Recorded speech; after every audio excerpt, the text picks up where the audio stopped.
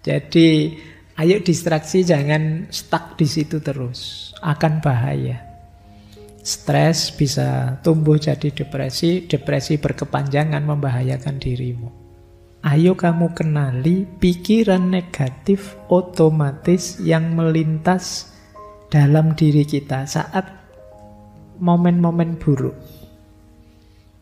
Jadi ayo kita cek.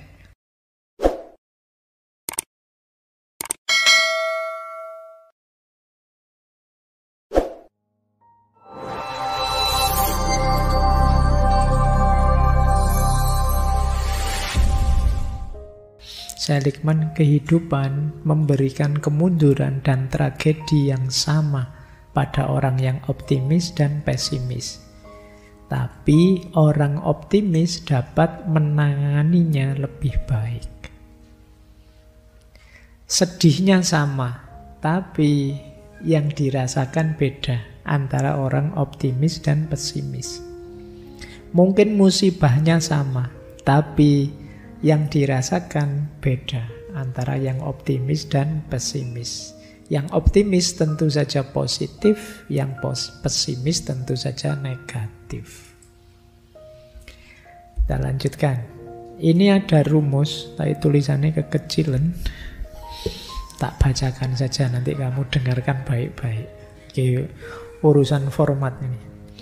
Karena ini laptopnya compact. Tidak terlalu kompak sama laptop saya berarti. Nah, ini melawan pesimis ya. Ada cara, beberapa tips dari Seligman.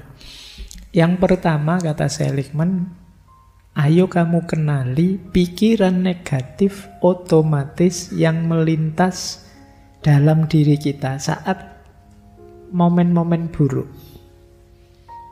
Jadi ayo kita cek. Kadang-kadang misalnya mengalami kegagalan apa itu. Coba kita cek, ini muncul pikiran apa ya di pikiranku. Wah, ternyata pikiranku misuh-misuh. Wah, ternyata pikiranku depresi. Wah, coba kamu kenali saja. Isinya apa sih kalau kamu sedang sedih, sedang drop itu. Ini penting dalam rangka nanti mengaturnya. Yang kedua, kalau sudah muncul macam-macam, bantahlah. Kalau itu negatif. Misalnya pikiranmu bilang begini, wah ini kalau gagal di sini ya gelap sudah hidup kita ke depan. Nah, segitu. Bantahlah, tunjukkan. Allah, teman kita yang sana lebih gagal, lebih susah lagi. Tapi yo seneng saja hidupnya, ngapain gitu. Itu namanya memberi counter example, beri contoh lawannya. Biar tidak terlalu drop kamu. Ya, boleh contoh simbah-simbahmu dulu. Wah, ini kuliah saya kok kelihatannya mau gagal. Alah, simbahmu dulu ndak kuliah juga seger waras sampai usia 80-90 misalnya. Nah, ini namanya membeli counter example. Biar kamu ndak terlalu pesimis. Oh, banyak orang besar itu sekolahnya juga gagal. Ada yang ndak naik kelas, ada yang ndak lulus, ndak apa, santai sajalah. Nah, ini dalam rangka apa? Mendinginkan pikiran buruk. Yang ketiga, kalau sudah kamu bisa memberi contoh lawannya, itu kan kamu tidak terlalu drop lagi kalau sudah ngerti. Banyak juga sih contoh. Kamu usia sekian kok tidak nikah-nikah. Wah, ada banyak contoh ini, itu juga tidak laku sama kayak saya, santai sajalah. Dan mereka juga masih bisa bahagia, gembira. Yang ketiga, beri atribusi yang berbeda dari yang disebut oleh pikiranmu. Kalau pikiranmu bilang, wah ini awal dari kegagalan, ya enggak. Ini awal dari cerita yang baru, hidup yang baru. Nah, itu lebih positif. Jadi, misalnya kamu kehilangan HP. Wah, ini sedih ini. Anda alamat mau punya HP baru ini. Kalau ada duitnya. Ya kalau enggak ada kan masih ada pinjol.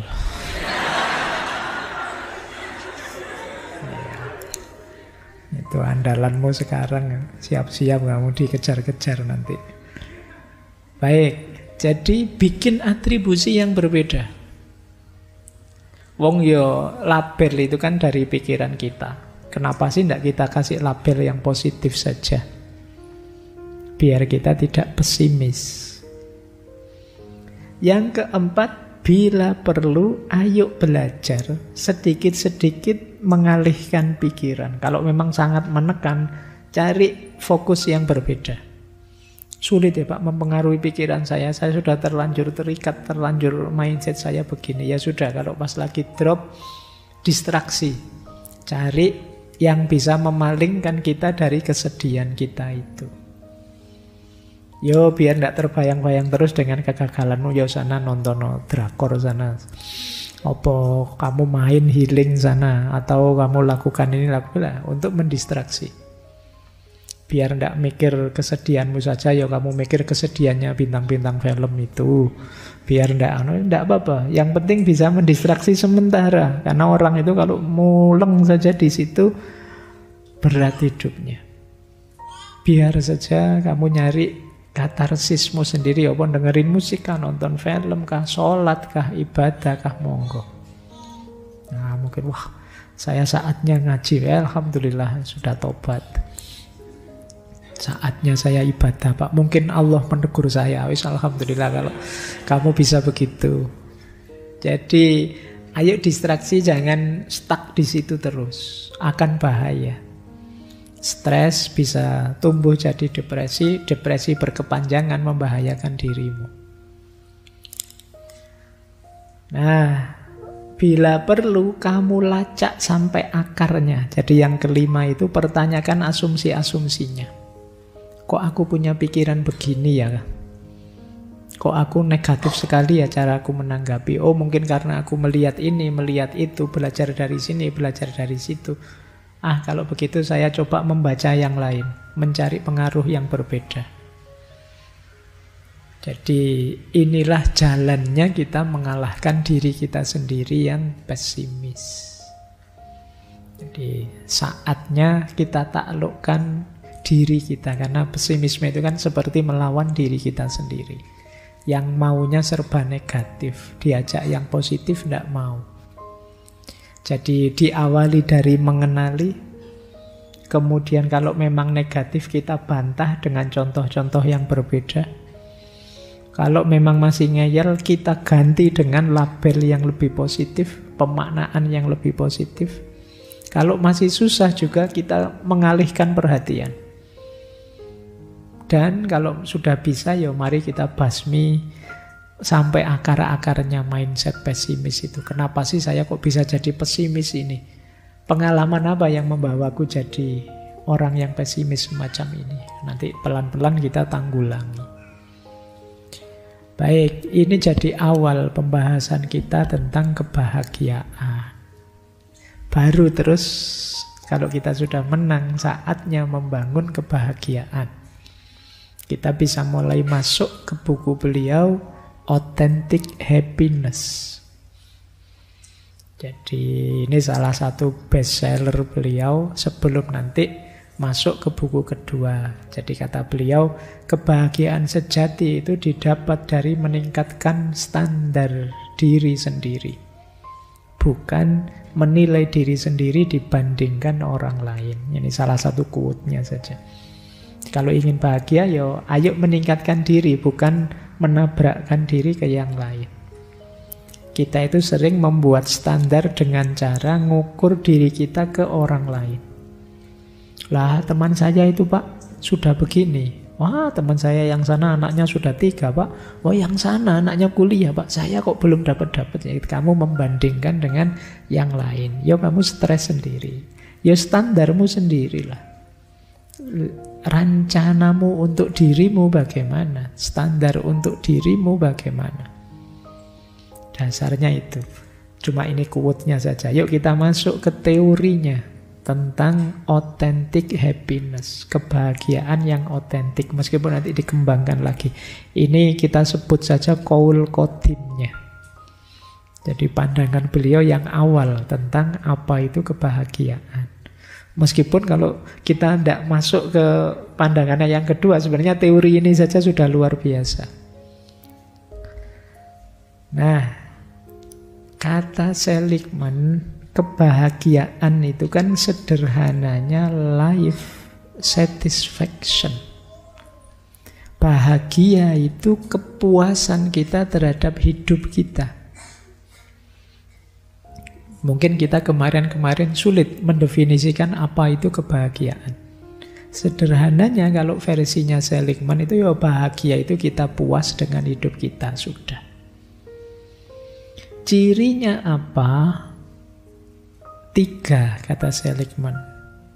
Bahagia itu gabungan antara pleasure, engagement, and meaning. Maka untuk kita bahagia diawali dari pleasant life. Pleasant life itu hidup yang menyenangkan. Kemudian the good life. The good life itu hidup yang baik. Hidup yang baik lebih menyenangkan lagi.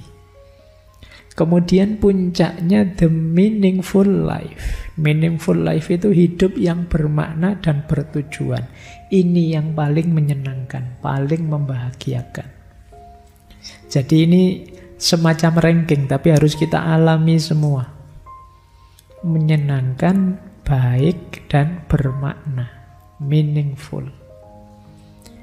Nanti kita bahas satu-satu. Hidup yang menyenangkan itu bisa kita cek. Coba sampean semua tanya ke dirinya masing-masing, saya sedang seneng enggak? Itu namanya pleasant life. Seneng Pak, saya gembira hari ini, belakangan ini. Oke. Pleasant itu temporer. Jadi sekarang, mungkin sekarang senang, tapi nanti begitu balik ke kos-kosan ya sumpek lagi. Nah, sekarang lupa sebentar, nanti ingat lagi, itu pleasant. Jadi hidup yang pleasure itu sangat naik turun. Nanti ada the good life. The good life itu pertanyaannya, apakah aku menjalani kehidupan yang menyenangkan? Kehidupan yang menyenangkan itu berarti secara umum hidupku ini menyenangkan. Meskipun kadang naik, kadang turun kegembiraannya, tapi secara umum memuaskan. Itu the good life.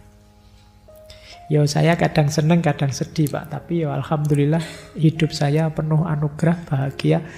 Sekolah, kuliah ya tidak pernah tidak naik kelas. Kuliah kadang-kadang nilainya jelek, tapi ya tetap lulus. Alhamdulillah, itu good life. Saya hobi ini bisa saya salurkan, secara umum saya bahagia. Itu the good life. Tidak sekedar senang susah sementara. Ada yang lebih membahagiakan lagi, yaitu meaningful life.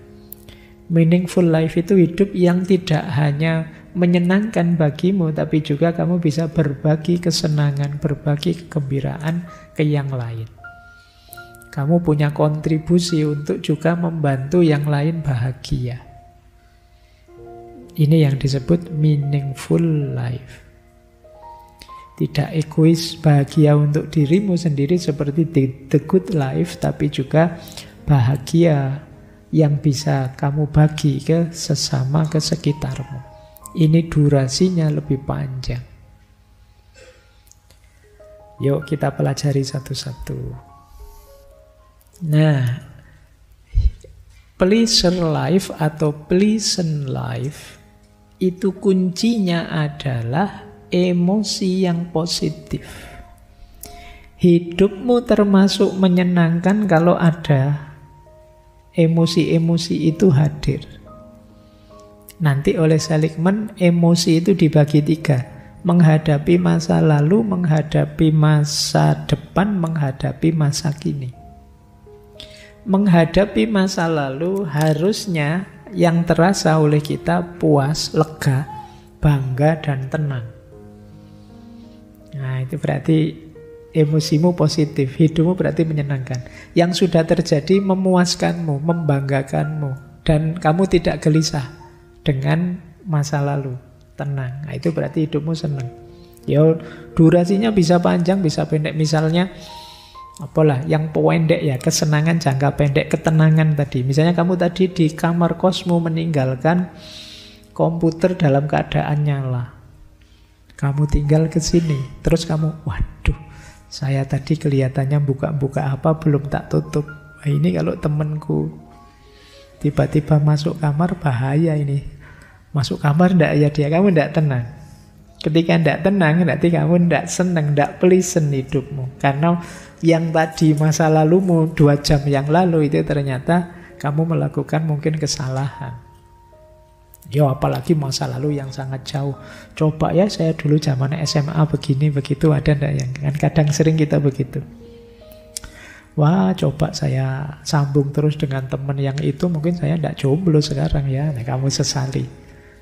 Nah, masa lalu legailah, puaskanlah, banggalah, dan tenanglah. Berarti hidupmu menyenangkan. Kalau untuk masa depan, emosimu adalah optimis, penuh harapan, percaya pada dirimu bahwa kamu bisa mencapai keinginanmu, kamu bahagia, sudah. Kalau untuk masa kini, kamu merasa bersyukur, merasa nyaman, dan merasa nikmat, merasa senang. Masa kini berarti saat ini kalian di masjid ini sedang ngaji, itu kan masa kini. Itu kalau kalian merasa nyaman, bersyukur, dan merasa asik, berarti hidupmu sedang mengalami kebahagiaan level pleasure. Kalau tentang masa depanmu kamu penuh harapan, optimis, berarti hidupmu tentang masa depan juga sedang pleasure. Tentang masa lalumu puas, bangga, tenang, kamu juga sedang pleasure. Kuncinya ada pada emosinya. Itulah pleasure. Tapi kata Seligman, hati-hati. Pleasant atau pleasure ini ya tadi sifatnya naik turun, on off, dan mungkin kalau pakai bahasa tasawuf tidak hakiki. Kalau hanya mengejar rasa senang saja kurang memuaskan hidup itu. Banyak kesenangan-kesenangan yang membuat efek negatif ke belakangnya nanti. Nah, ada uraian begini. Kata dia, if we just wanted positive emotion, our species would have died out a long time ago. Kalau hanya ingin senang, mungkin spesies manusia itu sudah punah sejak dulu. Kalau ingin hanya rasa senang, itu mungkin banyak, misalnya orang tua setelah melahirkan anaknya dibuang saja, merepotkan. Nah, itu kan karena ingin senang, ngapain repot-repot. Kalau hanya ingin rasa senang, tidak ada orang mau berjuang capek-capek untuk target-target ke depan apa. Tidak ada orang mau puasa, tidak ada orang mau tirakat, tidak ada orang mau bersusah payah untuk meraih ini itu. Karena itu semua pahit. Tidak menyenangkan. Tapi kan hasilnya jauh lebih memuaskan untuk hidup yang tadi itu. Maka kok orang hanya mencari positive emotion, kesenangan tadi ya, mungkin manusia sudah punah. Tidak ada yang mau repot-repot. Masing-masing ingin memuaskan dirinya sendiri, habis sudah dunia ini. Apalagi sekarang banyak yang punya senjata-senjata pemusnah itu, kalau ingin, kamu main-main sama aku, langsung habis sudah. Manusia bisa punah kalau hanya mengejar kesenangan saja. Kalian juga bisa punah kalau hidupmu, targetmu hanya senang saja. Eksistensimu tidak akan lama. Sekarang kamu bisa senang-senang, tapi di belakang kamu bisa hilang dari peredaran. Karena tidak jadi sesuatu. Untuk jadi sesuatu ada proses, ada tahap yang biasanya tidak selalu menyenangkan.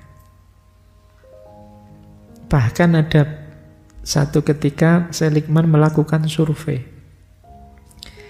Jadi dia ini membayangkan, misalnya kalau ada mesin yang bisa mempengaruhi otak kita, melahirkan emosi positif apapun. Kata Seligman, ketika saya menawarkan ini pada orang, saya bilang ke orang, kata Seligman, misalnya ada mesin seperti itu, jadi sampean diberi rasa senang terus oleh mesin itu, mau ndak? Seligman tanya begitu. Kata Seligman, ternyata sebagian besar orang tidak mau. Orang inginnya ya seneng itu hasil upayanya sendiri, tidak sekedar rasa senang. Ya kayak kalian itu milih mana, kuliah beneran, lulus cum laude, atau kamu diberi saja rasa senangnya cum laude di kepalamu. Kamu kan tetap milih ya cum laude beneran Pak, maksudnya cuma rasanya saja, karena ya enggak seru. Kan yang kamu kejar rasa senangnya, kalau ngejar rasanya saja ya diberi rasanya saja gimana? Itu jangan kasih contoh kawin ya. Ayo, nanti kamu mesti larinya ke situ. Jadi, kalau cuma rasanya saja, apa kurang seru? Ya segala emosi itu enaknya ya kita terlibat langsung yang melahirkan emosi itu, tidak sekedar rasanya. Maka terus pleasure life harus naik kelas menjadi good life. Ini kebahagiaannya lebih panjang.